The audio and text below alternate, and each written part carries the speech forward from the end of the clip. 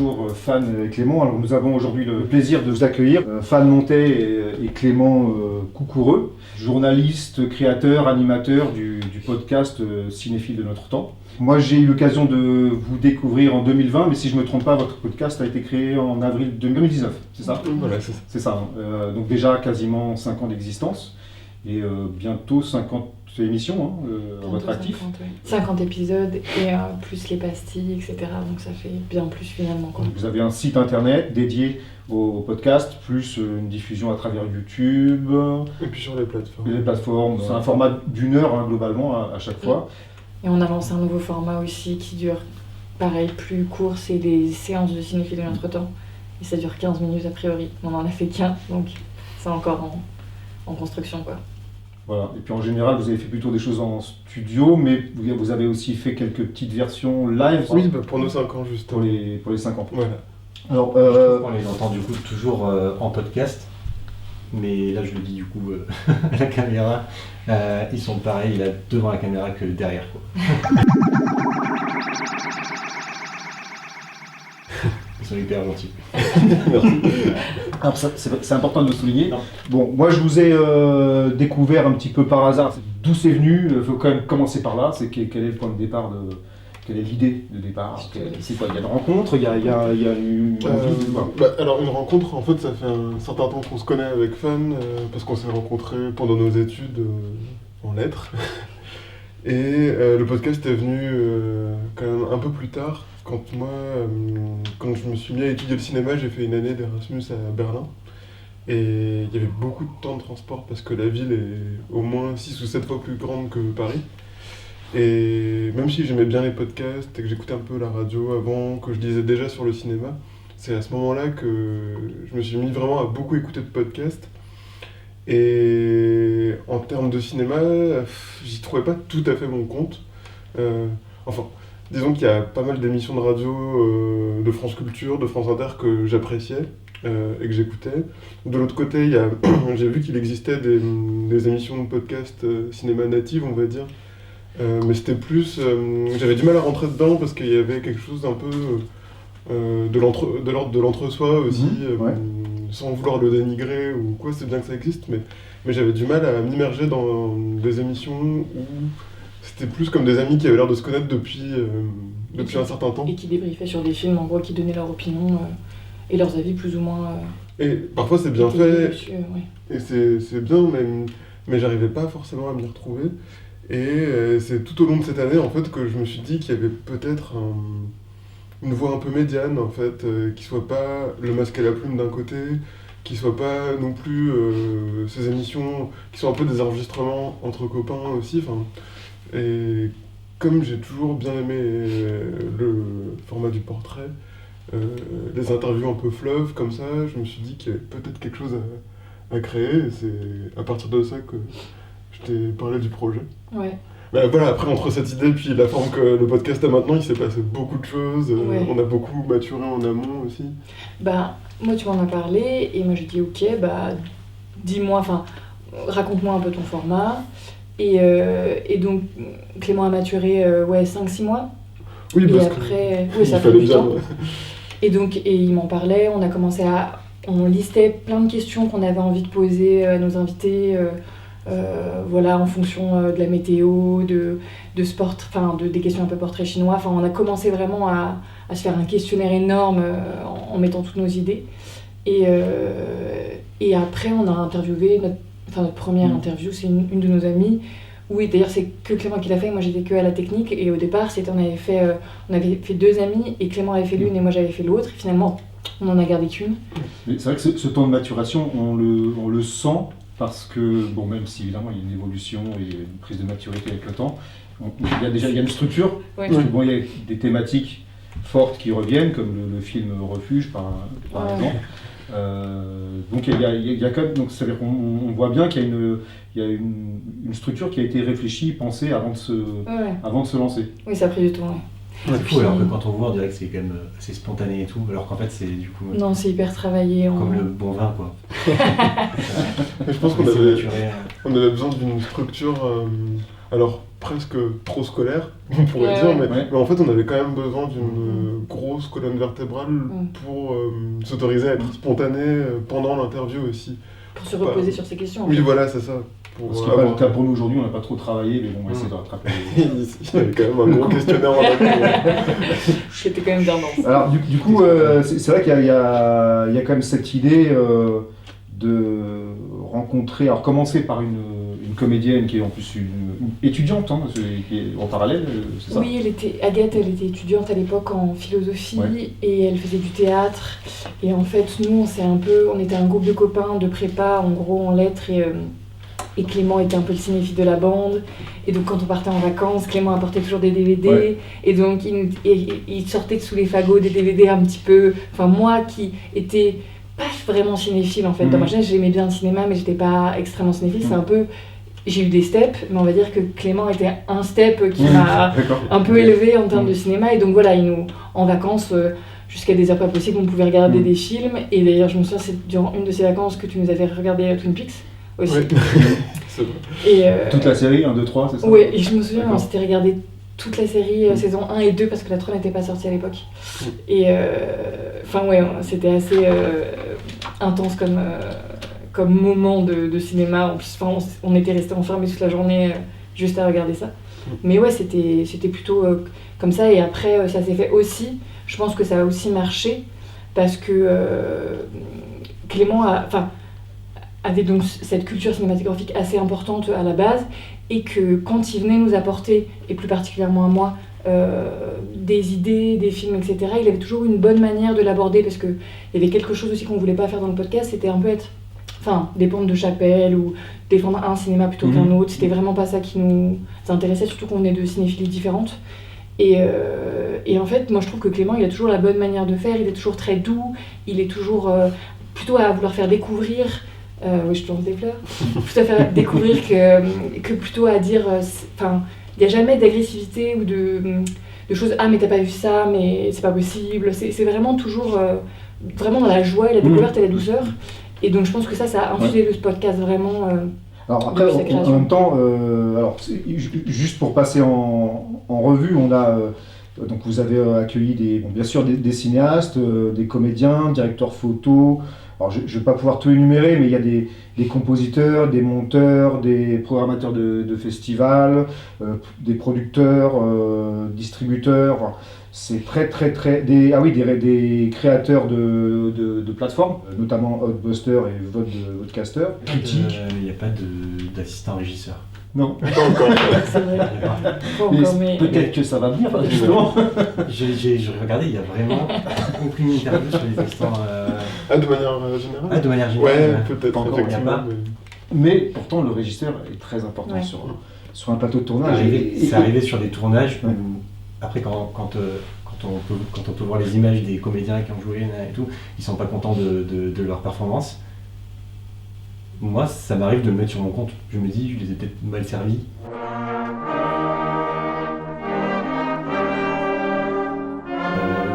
Ah oui, c'est sûr que c'est un travail collectif.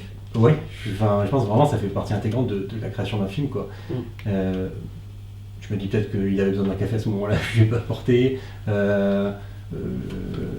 Quitte à faire un petit massage. Le régisseur, c'est souvent le bout en train, c'est souvent celui qui amène le petit truc qui va bien. Et c'est vrai que le Loïc est un peu comme ça, mais déjà, je pense que ça se sent. C'est vrai que quand on écoute vos podcasts, bien sûr, il y a une structure, mais dans la façon dont vous le présentez, on a quand même le sentiment que vous laissez vraiment une grande liberté, parce qu'il n'y en a vraiment pas un qui ressemble à l'autre. C'est vraiment complètement différent. C'est que ça ressemble à ce que doit, à mon avis, être un podcast, c'est que c'est une rencontre, et on discute avec les gens, on a l'impression d'être là au milieu et de participer à la discussion. Donc certaines vont plus nous intéresser que d'autres. Mais en tout cas, vous donnez le sentiment de laisser vraiment beaucoup de liberté à vos interlocuteurs. C'est peut-être pas un hasard si la question qui est vraiment au centre en termes de temporalité dans nos interviews, c'est la carte blanche de l'invité, mais en fin de compte, un peu toute l'émission est comme ça, dans le sens où on a des questions, mais on leur demande de venir avec des titres de films, donc on les laisse parler vraiment du cinéma que eux ils aiment en tout cas, enfin je pense. Donc oui, c'est l'idée de se mettre au service de ce qu'ils aiment et de les relancer à chaque fois là-dessus, quoi. Ouais. Le questionnaire est un cadre et ça permet de rebondir sur ses pattes, notamment quand parce qu'il y a des épisodes où on a été déstabilisé. Il n'y a jamais eu de blanc ou vraiment d'épisodes catastrophes. Mais il y a eu des moments où on ça, était on va vraiment... venir après, ça m'intéresse évidemment, parce qu'il y a des accidents, c'est comme sur les tournages, hein, il y a des moments où il y a des accidents, et c'est souvent intéressant. Alors moi, il y a quand même Une fois, j'ai renversé le café sur le comédien, qui avait que un costume, et du coup, il a dû... Enfin, c'était une galère. Mais ça a servi la scène, parce que ça l'a mis sous tension. Non, du coup, il avait dû changer de vêtements, changer de costume, quoi. Oui, il y a la question de la voix, parce que c'est hyper important, mine de rien, ça paraît bête, mais pour que ça fonctionne, et pour qu'on accroche, et pour qu'on ait envie d'y revenir, alors là aussi c'est pareil, ça se décide pas. Alors là, il se trouve que vos deux voix fonctionnent bien ensemble, mais ça c'est quelque chose que auquel vous avez réfléchi, vous êtes d'abord testé, vous êtes d'abord enregistré. Pour le coup, tu vois, moi, en lisant le questionnaire, je me disais, ah tiens, c'est vraiment une question qu'on s'est jamais posée. Et je pense qu'on n'a jamais mélangé nos voix avant dans un podcast, et je savais même pas que, c'est tant mieux si ça se mélange bien, mais c'est vrai que, et d'ailleurs au départ, je les pensais pas nos voix, on les pensait plus. On les écoutait au montage, c'était assez désagréable parce que c'est jamais très agréable de s'écouter. Il y a toujours tous les types de langage qui rejaillissent. Et on ressent vraiment notre personnalité quand on s'écoute, c'est assez désagréable.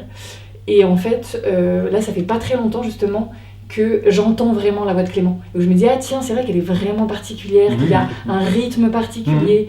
Et que moi je m'écoute plus et j'essaie de me corriger au montage pour que je sois plus fluide que je ne le parais, que je le suis en vérité. Mais c'est vrai que moi j'ai l'impression que le podcast a été un long moment de conscientisation. On a mis très, très longtemps à conscientiser beaucoup de choses, à sortir un peu du cadre très fermé qu'on avait au départ, à s'autoriser à mettre plus de musique, à être un peu plus libre aussi avec l'invité. Même si dans nos questions on était libre, il y avait quand même une certaine rigueur, je pense, au début, qui peut-être lui a desservi. Et là, on s'autorise beaucoup plus de choses, mais ça nous a pris 5 ans, quoi. Le premier contact avec le cinéma, ça serait quoi alors moi j'ai plutôt la chance de grandir dans une famille assez cinéphile. Mon père allait beaucoup au cinéma, achetait beaucoup de DVD aussi. Et donc j'en ai toujours beaucoup vu assez jeune. Mais je pense que la première séance de cinéma où je me suis dit « Ah, c'est pas comme d'habitude, il se passe vraiment quelque chose », je devais avoir 6 ans, 7 ans, c'était pour le voyage de Chihiro. D'accord. C'est-à-dire que je me souviens vaguement d'autres films que j'ai vus avant ça, et même de séances au cinéma, mais je me souviens précisément de cette séance, du film. Bon, je l'ai revu beaucoup depuis, mais même de l'état dans lequel j'étais en sortant de la séance. Et quand tu dis il se passe quelque chose, c'est... J'avais jamais vu quelque chose d'aussi... un film qui mélangeait autant des registres différents. Il y a quelque chose de l'ordre du merveilleux, et je me disais, c'est comme les films fantastiques en animation que j'aime bien, mais en même temps c'est vraiment terrifiant. Et en même temps c'est très drôle, et il y a quand même une notion d'aventure, mais avec un rythme un peu différent aussi, auquel j'étais pas forcément habitué à cet âge-là.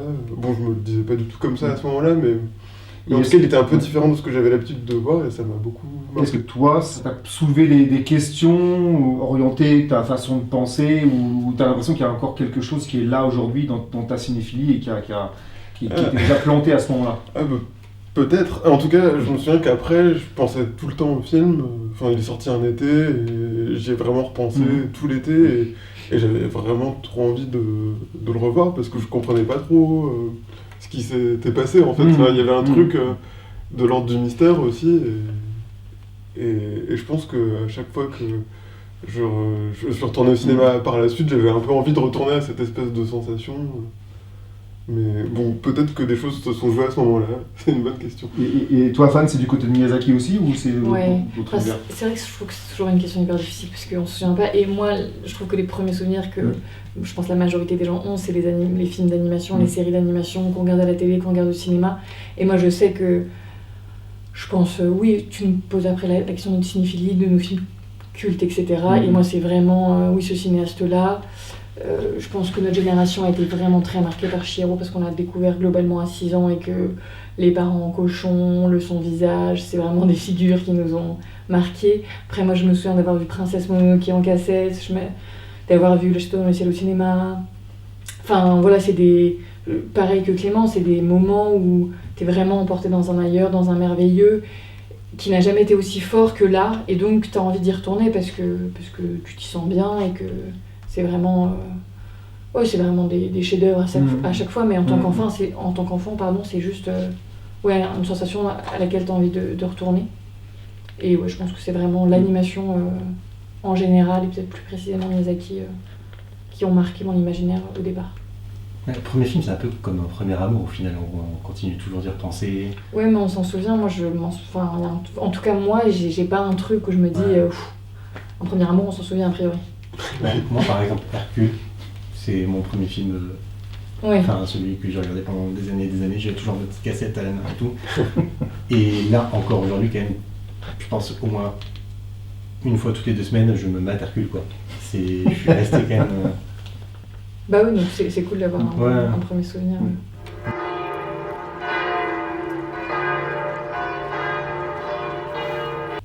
Les cinéastes auxquels vous revenez sans cesse. On l'a déjà un tout petit peu évoqué, mais il y a David Lynch, pour plein de raisons, mais c'est un sujet sans fin, Lynch. Après, je sais pas, toi tu penses à... Après moi j'ai des périodes... Après oui, ça dépend, et puis moi je sais que j'ai aussi pas mal construit ma cinéphilie avec Cinéphile de notre temps, où en ayant... avec les films que nos invités nous apportaient, en fait, j'ai découvert des cinéastes. Je pense que chaque invité nous a fait découvrir au moins un film dont on n'avait jamais entendu parler, ou vaguement, donc ça a toujours été des découvertes quand même. Et je pense que c'est aussi l'une des raisons pour laquelle on fait cette émission aussi, c'est finalement de demander à des gens qui nous inspirent de nous faire une liste de films quand même. À voir.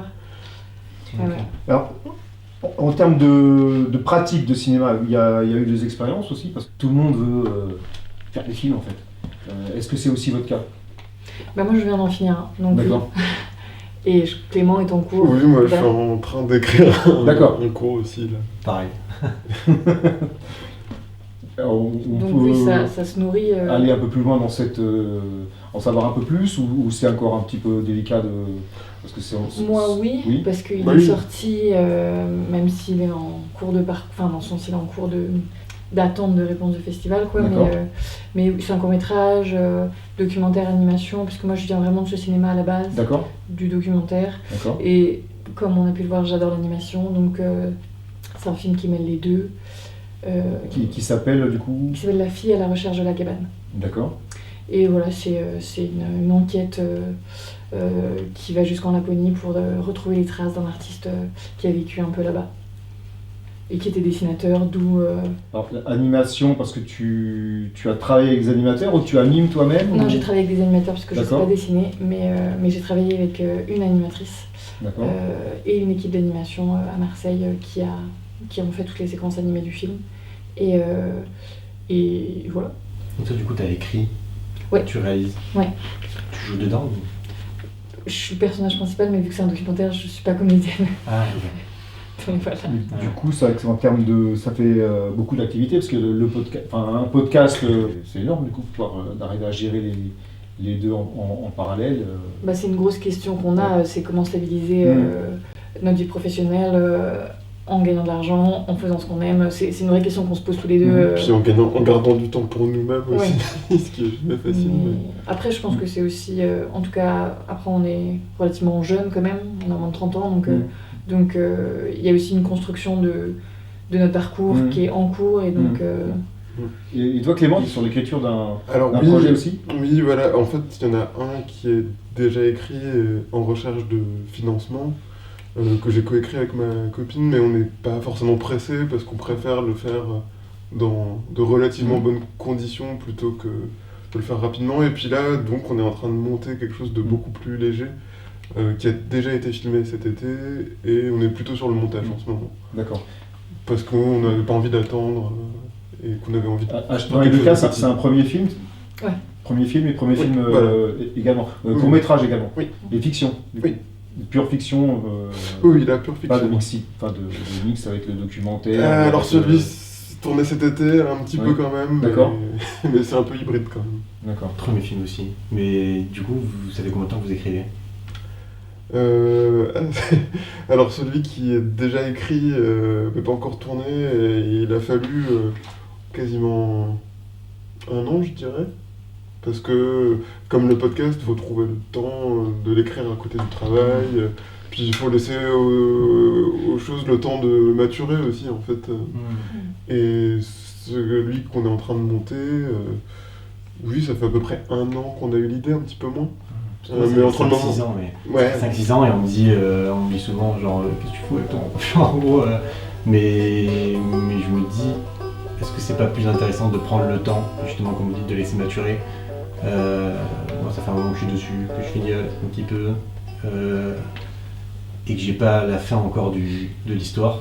Ouais, mais ça, de toute façon, c'est l'éternel sujet, c'est que est-ce qu'il faut aller vite et faire un film par an ou se donner le temps d'en faire un tous les 5 ans. Moi, je pense qu'il vaut mieux se donner le temps aussi de... Moi, Et je préfère prendre le temps, et plutôt que de rater, d'en faire plein. J'ai des connaissances qui font plein de courts-métrages. Du coup, je me dis, arrivé au bout de 10 ans, ils ont raté 10-15 films, en tout cas qui sont pas top. Est-ce que c'est pas mieux que, genre, moi j'attende un peu comme vous, et que du coup là, je sais pas, tu chopes une récompense du premier coup, ou un truc comme ça, quoi. Pas les Césars forcément, mais... Après, il faut juste faire attention. Moi, je trouve la grosse question, c'est la question du désir, dans le sens où quand tu as un désir de film, il est très fort au début, et c'est comment tu vas le faire durer. Et c'est ça qui est vraiment difficile, en fait. Moi, la fabrication du film m'a pris un peu plus de 5 ans, et au bout de 5 ans, j'en pouvais plus. Donc, il faut juste faire attention à cette question-là, parce que quand tu as réussi à construire une équipe autour de toi, à réunir quelques sous et à faire ton truc, quand tu arrives à un moment où en fait tu n'as plus de désir et tu sais plus comment continuer, alors après c'est le rôle des producteurs et de ton équipe aussi de travailler ce désir et de le renouveler, mais moi c'est la question, enfin c'est vraiment, faut faire attention à ça. C'est pour ça que si tu fais un film sur un très long terme, dans ces cas-là, il faut savoir gérer cette question-là qui est pour moi primordiale. Après, pour l'animation, c'est presque inévitable. De toute façon, c'est des années de travail. Ouais. Mais c'est vrai que dans la fiction, c'est aussi le format court-métrage, c'est aussi essayer des choses, tester des choses pour pouvoir après aller sur des formats plus longs. Dans votre podcast, vous posez la question à vos invités de quel est leur film refuge. Moi, ça m'a beaucoup interpellé parce que chaque fois, forcément, on se met dans le contexte et on se dit qu'est-ce que je répondrai à ça, et je n'arrive pas à trouver une réponse.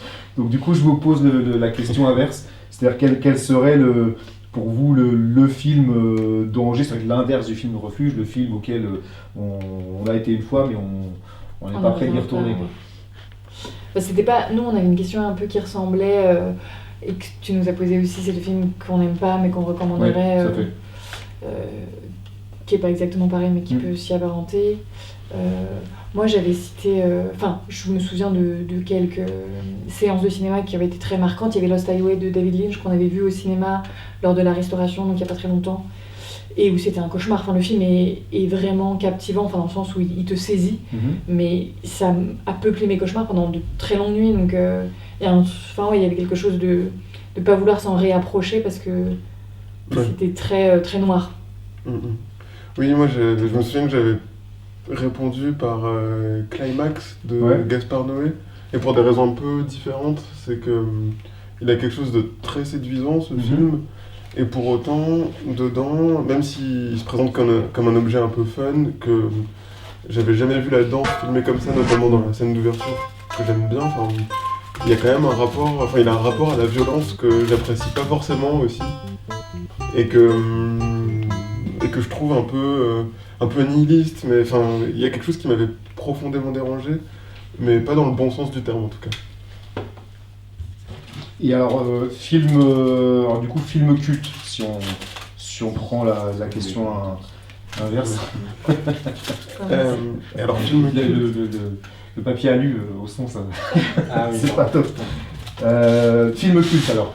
Un film culte, ouais, moi je m'étais posé cette question-là aussi, parce que je me la pose rarement, en fait, je me dis jamais qu'est-ce que c'est mon film culte, et c'est pas une question qu'on pose souvent, mais je me suis dit, soit un film qui est considéré comme culte et qui revient un peu dans les listes qu'on trouve sur internet. Et dans ce cas-là, il y a The Big Lebowski. Et je comprends vraiment l'espèce d'engouement qu'il y a depuis que le film existe en fait. Et j'ai l'impression d'être là-dedans, enfin de comprendre cet humour. Et c'est un film que je pourrais aimer partager comme ça en me disant. Donc, chez les frères Cohen, c'est vraiment celui-là quoi.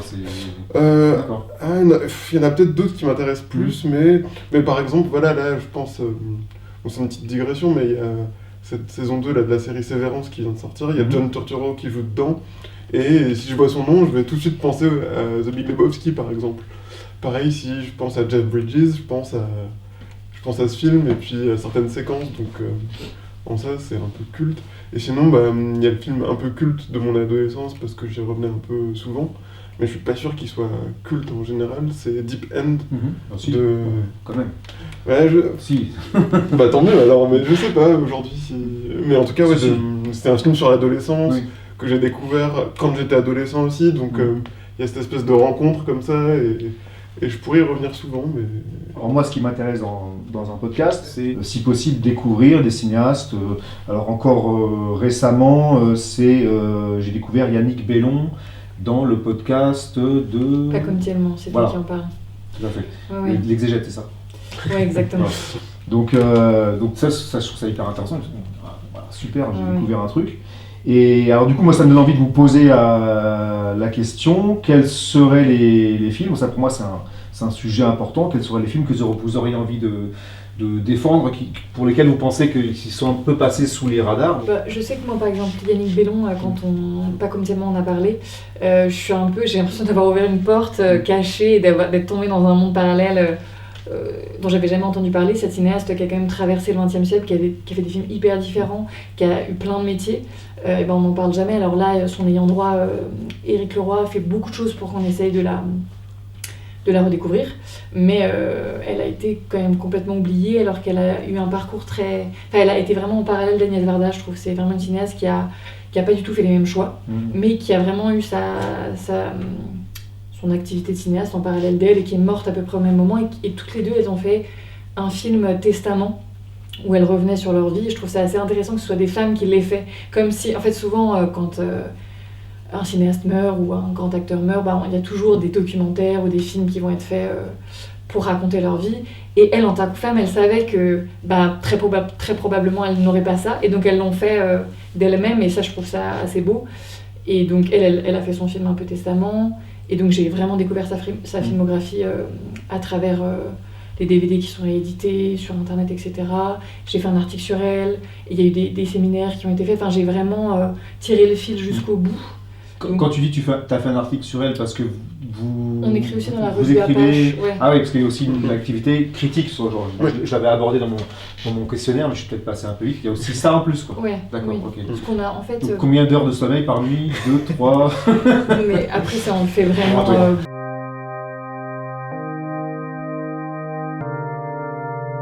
Pour en revenir à ceux qu'on nous a présentés dans le podcast, je pense aussi à Sambizanga de Sarah Maldoror. D'accord, qui est ressorti il y a pas longtemps. Hein. Oui, et là il vient de ressortir, ou il va ressortir dans une très belle édition. Ouais. Et c'est pareil, c'est parce que sa fille, ses deux filles je pense, mais surtout Anouchka, sa fille, fait un travail vraiment de restauration, d'aller montrer le film, d'en parler. Enfin, elle a une vraie démarche extrêmement importante et qui, à mon avis, lui prend beaucoup de temps. Justement, quand on l'a interviewée, peu de temps après, il y a eu plusieurs séances, et je pense qu'elle est encore dans cette démarche-là de... Puis il y avait cette exposition à Pompidou qui a été faite en 2021, enfin il y a quand même pas mal de choses, mais c'est juste quand même des filles qui sont... Enfin, des films, pardon, pas des films. Vous voulez que je vous aide un petit peu? Du côté de Clément, il y avait Knit Island. Ouais, Knit Island. Alors ça, pour le coup, c'est typiquement un film qui a été assez mal distribué l'an dernier, qui est sorti, en tout cas à Paris, uniquement au Luminor, je crois. Et c'est un film tourné dans un jeu vidéo, un documentaire fait sur le tournant. Et c'est très particulier parce que c'est pas un film qui parle des joueurs, qui est cette communauté de joueurs. Le film parle pas non plus, le film parle du jeu, mais il aborde d'autres questions. Où il filme dedans, ouais. Oui, c'est ça, en fait, c'est un jeu de survie dans lequel des joueurs ont pris l'habitude de se réunir. Donc c'est une île virtuelle, Et c'est intéressant parce qu'on voit comment les joueurs essayent d'en éprouver les limites, comment ils détournent le jeu aussi en décidant d'y jouer de façon non violente par exemple, ou d'aller au bout du désert et voir si le jeu a des limites, des frontières ou pas.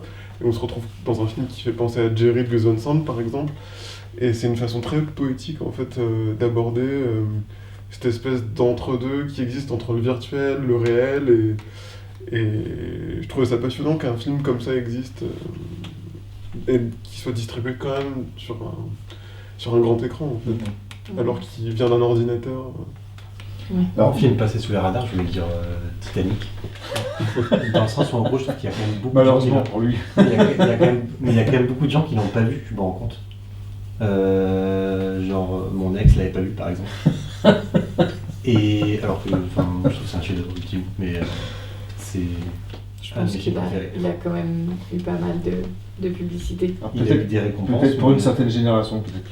Oui, mais il y a eu l'expo de James Cameron récemment. Ouais, puisqu'il est ressorti. Ouais, c'est pas exactement un film Ouais. peu distribué.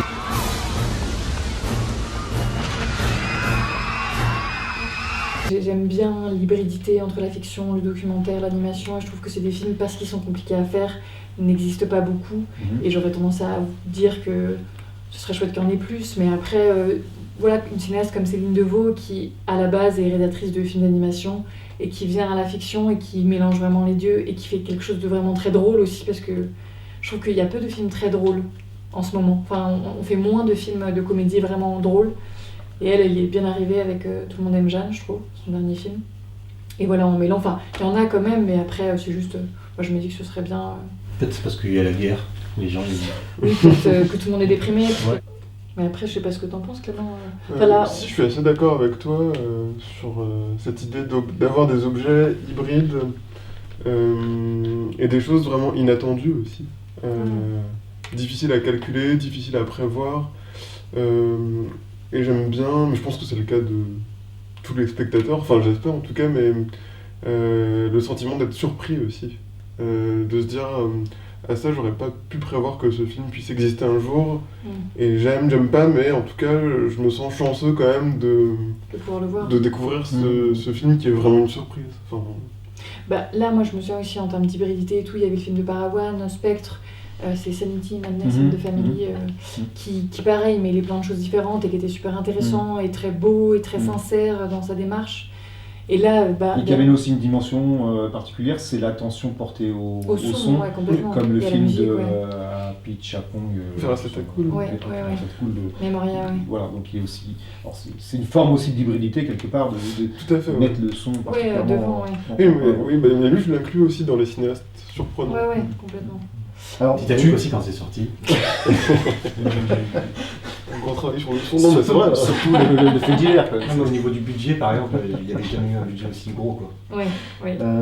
Alors, bousculer les attentes du public, je vais juste faire un petit crochet de ce côté-là et après on ira sur vos émissions.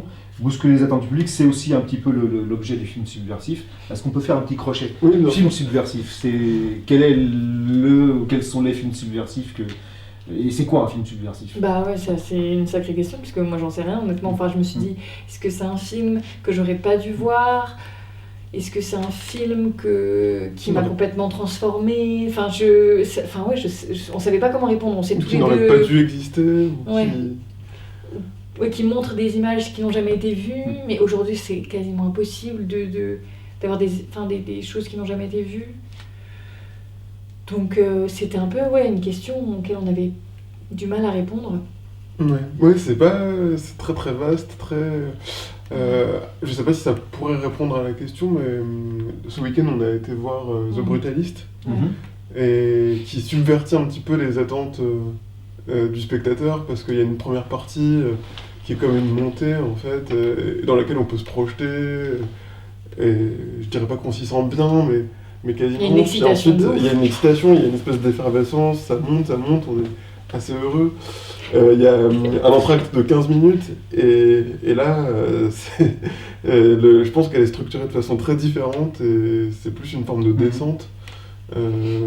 Donc je sais pas si ça peut s'entendre comme quelque chose qui en nous tout a cas surpris. ouais, ça surprend Ouais, et qui nous ça a subvertit surpris. les attentes C'est peut-être du public, en tout cas du grand public. Donc, Après, moi j'ai travaillé un tout petit peu dans le cinéma expérimental et toi je sais que Clément tu le connais bien aussi, mais je me suis dit c'est souvent là qu'on se tourne pour trouver peut-être des images plus subversives, ou en tout cas le travail autour de tordre les images ou des choses comme ça. Mais Alors, un exemple, c'est 8 avenue Lénine.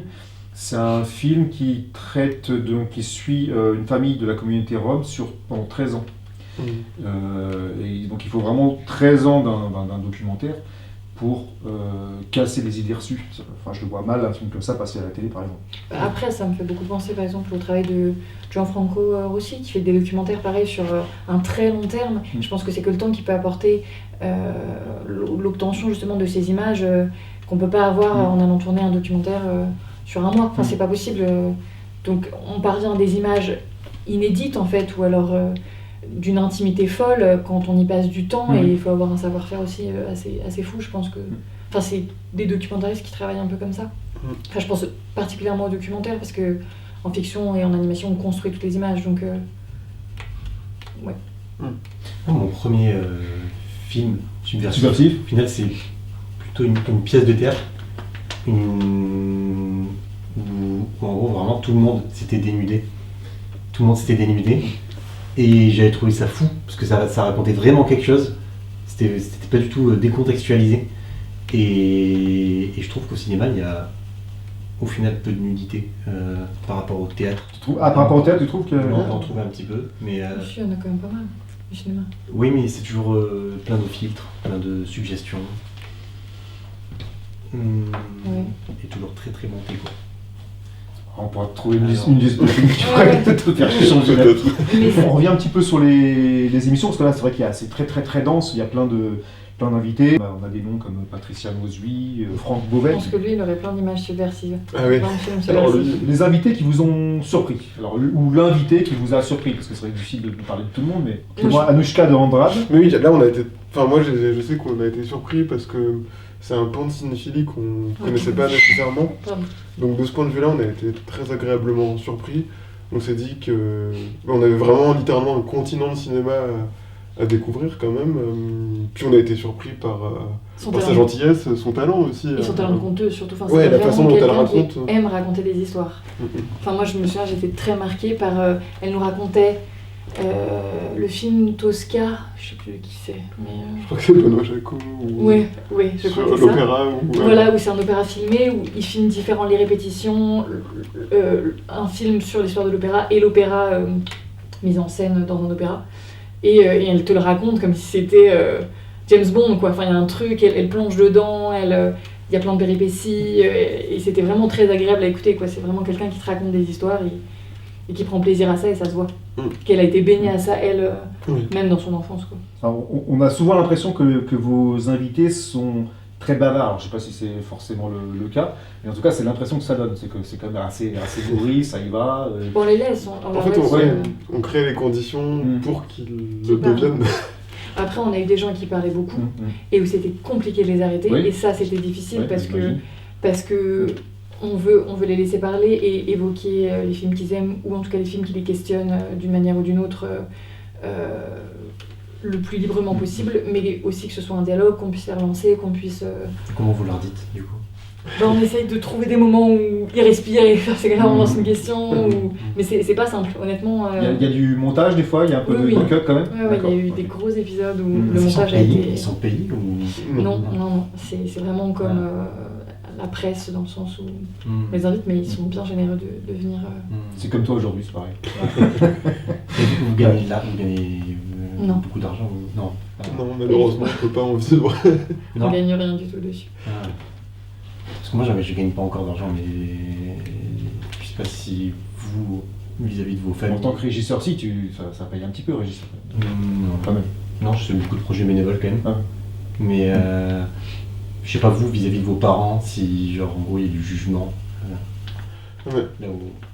On gagne de l'argent autrement, du coup. Ce que je veux dire, c'est que est-ce que par exemple vous, ils râlent quand vous leur demandez de l'argent, par exemple? Ça, tu parles de toi, là. Est-ce qu'ils râlent tes parents quand tu leur demandes de l'argent? Je crois qu'on est devenus indépendants. Et on a des métiers qui nous permettent de... de vivre. C'est un plus, quoi.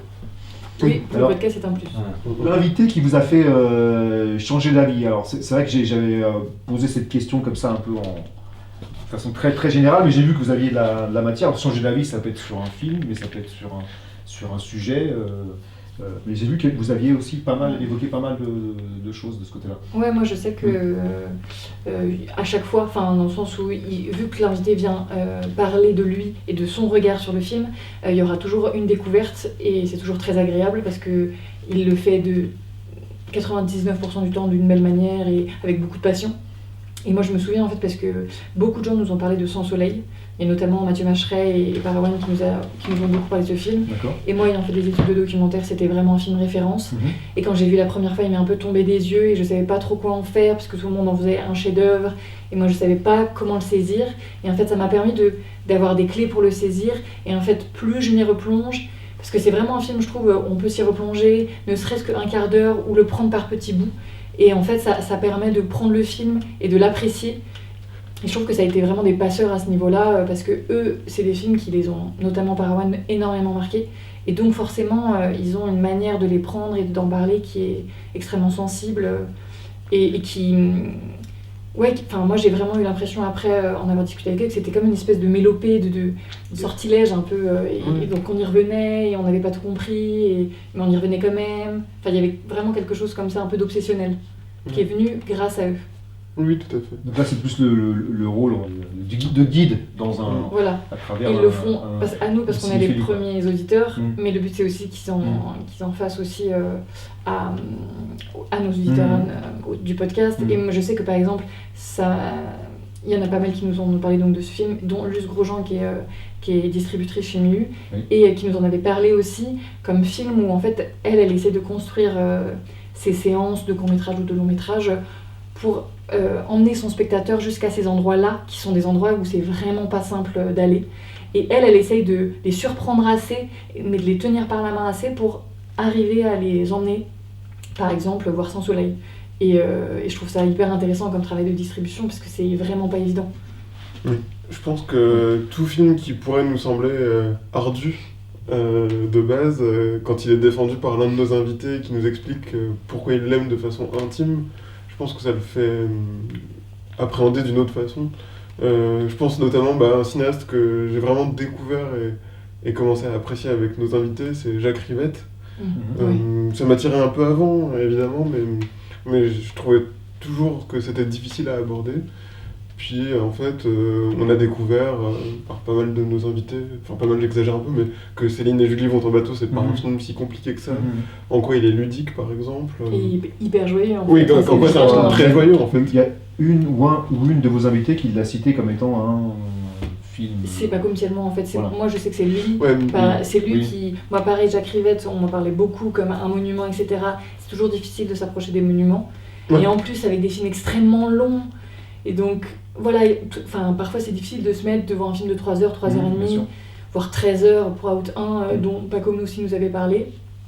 Et là, en fait, Céline et Julie, c'était un plaisir et il avait pareil la bonne manière d'en parler, quoi. C'était hyper joyeux. Et puis, et à l'inverse aussi, certains films qui sont un peu rebattus, que même moi je pouvais avoir un peu la flemme de voir. Je pense par exemple au premier Rocky, par exemple. J'étais pas du tout attiré par ce cinéma d'action-là à la base.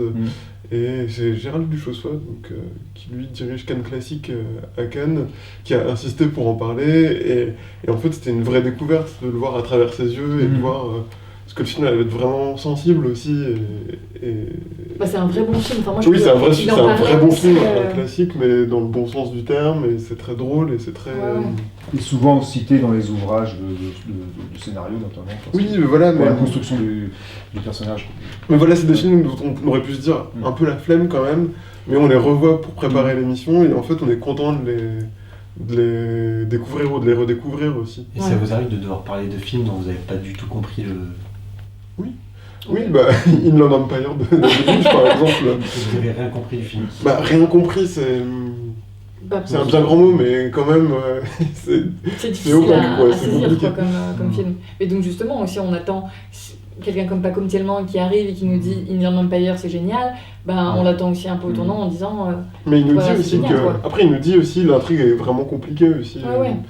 Et à avoir des passeurs comme ça qui nous disent que parfois il y a des films que eux non plus n'ont pas tout à fait compris, mais quand même ça les fascine. Ouais. Je trouve que c'est assez libérateur aussi, et de se dire que c'est pas grave de pas tout comprendre parfois. C'est comme c'est un peu chiant, moi je sais qu'on me recommande souvent des films que je comprends pas quoi. Ouais, mais c'est pas si grave, je pense. Enfin, Bah, il faut se laisser porter par un univers. Et voilà, ça t'est jamais arrivé de prendre un film aux 3/4, ou même d'avoir loupé les 30 premières minutes et d'arriver à rentrer dedans. Non. C'est quelque chose que j'ai souvent expérimenté et je trouve ça intéressant également. Oui. On arrive en fait tout à fait à Apprendre même le truc en route. on loupé la scène d'introduction entre guillemets, mais en fait tout va bien parce que le film est dans chaque scène. Ouais, J'ai ouais. lu ça quelque part. Ouais, oui, c'est tout à fait vrai. Du coup, ça vous arrive de mettre des films en accéléré qui sont un peu chiants pour vous comprendre. donc, on a plutôt l'habitude de se répartir les Ouais, films. Oui. Mais après, moi je sais que par exemple, un film comme Kairo, qu'on a vu pour William Labourie, où en fait, pour le coup, moi j'avais vraiment peur. Enfin, dans le sens où moi je sais que souvent les films d'horreur, je les donne à Clément parce que c'est pas vraiment ma filmographie, enfin ma cinéphilie, pardon. Et Kairo, je me suis dit, bon, là c'est la deuxième fois qu'on nous en parle, il faut le voir, etc. Et donc, je l'ai vu en entier, mais parfois, quand je voyais des passages un peu trop flippants, je les passais, puis j'y revenais. Donc, on va dire que j'ai pas du tout fait en avant rapide, je l'ai vraiment vu en entier, mais je le voyais comme j'avais envie. En fait, Un peu c'est plus déconstruit, ça. quoi. Voilà. Mm. Et Dans les transports. non, ça pour le coup, je le regarde vraiment soit sur mon ordi, soit sur un vidéoprojecteur, soit au cinéma. Mais pareil, il y avait Franck Beauvais qui nous avait parlé de Jeanne Dielman, etc. Pareil, film compliqué à voir parce que 3 heures, parce que chef-d'œuvre, parce qu'un film dont on a beaucoup parlé aussi. Et en fait, vraiment saisi par le film alors que je l'ai regardé sur un ordinateur. Mais la force du film est là, quoi. Celui-là, il est hypnotique. Ouais, et pour le coup. 3 heures, il n'y a pas d'entracte et tout. Ouais, et c'est un film où on aurait pu tu fais mettre. toi-même, hein, tu ouais. appuies sur pause. Oui, et exactement. Je pense qu'il y en a un qu'on n'a pas encore cité, mais qui nous a tous les deux marqué, c'est À bout de course de Sidney Lumet. Franck Beauvais aussi. Ouais, Franck Beauvais Et et Alice Leroy qui ont tous les deux parlé du film. Sidney Lumet, c'est vrai qu'il a une cinéphilie, bon, c'est très très vaste et en plus très varié. Ouais. Bon, moi, je trouve ça étonnant que ce soit celui-là en particulier chez Sidney Lumet, mais c'est celui qui nous a intéressé à savoir pourquoi. C'est le seul Sidney Lumet qui nous a été cité. Je pense qu'on nous a jamais parlé de 12 hommes en colère, par exemple. Okay. Sinon, peut-être que ça aurait été celui-là, mais en tout cas, je trouvais ça très. Enfin, je le connaissais pas du tout, ce film de Lumet, et j'avais pas du tout cette image de son cinéma. J'en avais vu 2-3 autres qui se ressemblaient un petit peu. Qu'est-ce que tu avais vu avant qu'est-ce que j'avais vu, ça va me revenir. C'est toujours l'après-midi de chien, j'imagine. Oui, c'est ça. C'est avec Jason Statham. Comment 12 hommes en colère, c'est avec Jason Statham. Il y a peut-être eu un remake alors, mais. Non. Il y a eu un remake, je sais plus si c'est Friedkin ou. Mais en tout cas, voir que c'est une pièce de théâtre à la base. Oui, c'est ça, c'est une pièce de théâtre. Les prochains invités, est-ce que vous avez déjà des envies et d'ailleurs, parce qu'il faut aussi les trouver, les invités, donc ça prend aussi énormément de temps. Ça, c'est comment vous parvenez à rentrer en contact, comment vous faites? C'est quoi votre les assistants régisseurs? Je suis là. Mais après, ça se fait beaucoup par le bouche à oreille, dans le sens où on a un invité qui va nous conseiller quelqu'un d'autre. D'accord. Et parfois, ça vient comme ça. Après, vu qu'on enregistre à la Cinémathèque, parfois il y a des invités à la Cinémathèque pour une carte blanche. Donc on nous propose de l'avoir dans le podcast, comme ça c'est fait pour Bertrand Bonello ou Nina Antico. Parfois, c'est des gens qu'on admire beaucoup et on essaie de trouver leur contact et quand ça marche, voilà. Vous appelez la prod ou le distributeur? Oui, souvent par nos amis, parce qu'on a quand même pas mal d'amis qui travaillent dans le cinéma, donc on essaye de baliser un peu, de savoir qui a le contact de qui, de comment on peut contacter. Voilà, et puis ça dépend de nos envies. Oui, aussi. Puis parfois, après le temps de trouver les invités, c'est aussi le temps que eux répondent, puis leur disponibilité, enfin il y a plein de choses comme ça qui... Je dis assistant régisseur, mais je suis aussi auteur, si jamais on C'est noté.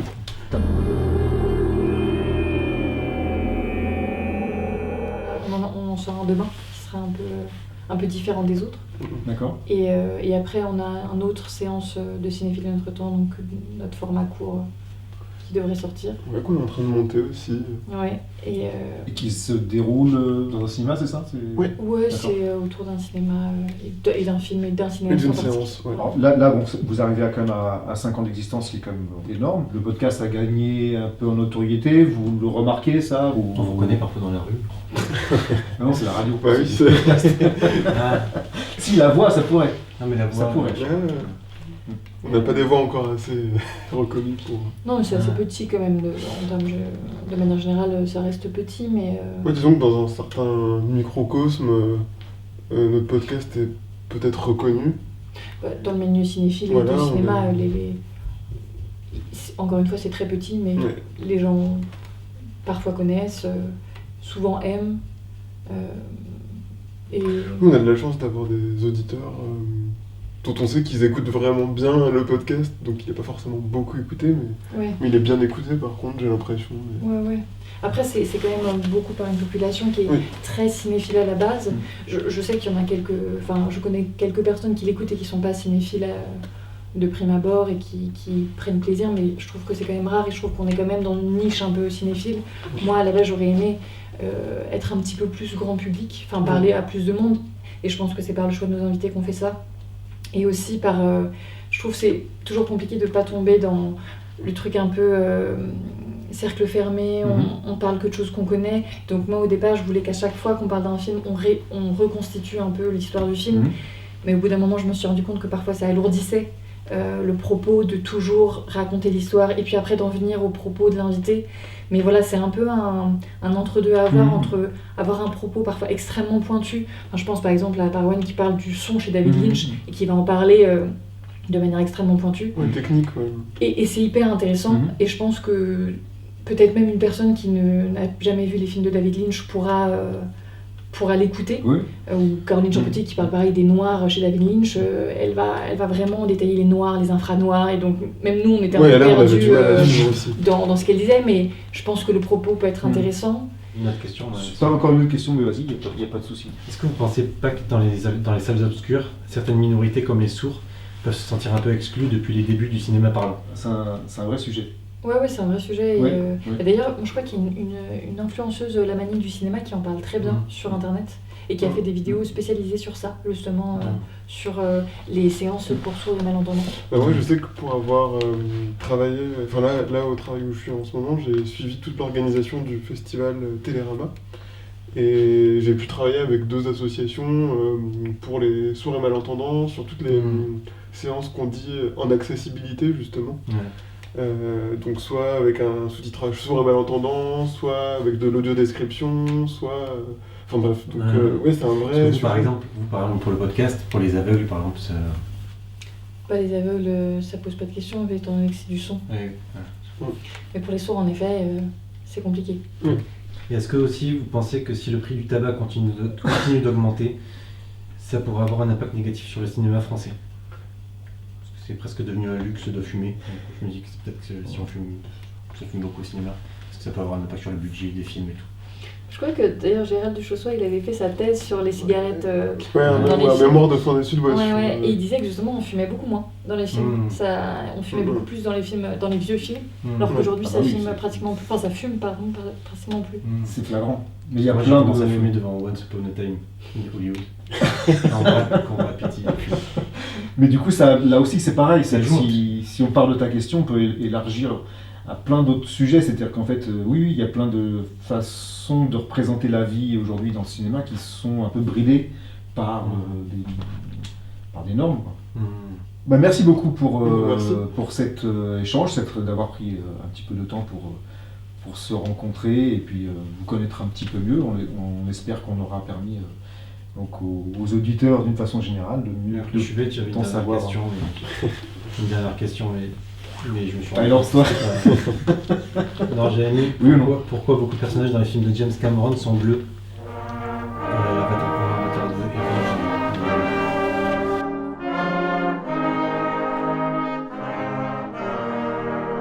O caminho também dá a chegar. Ele sabe diretamente, ele sabe como chegar. A ele a dar em Posso ver quando menos me toca. Estou mais para a gente, mais para se perde. É preciso dizer. Quanto menos toca ao subir, mas menos a subir, pá. Compreendo. Na hora pausa eu acho que... Tu cortaste com o Duque de Pau tomou o primeiro ano. Pois, está certo. Bom.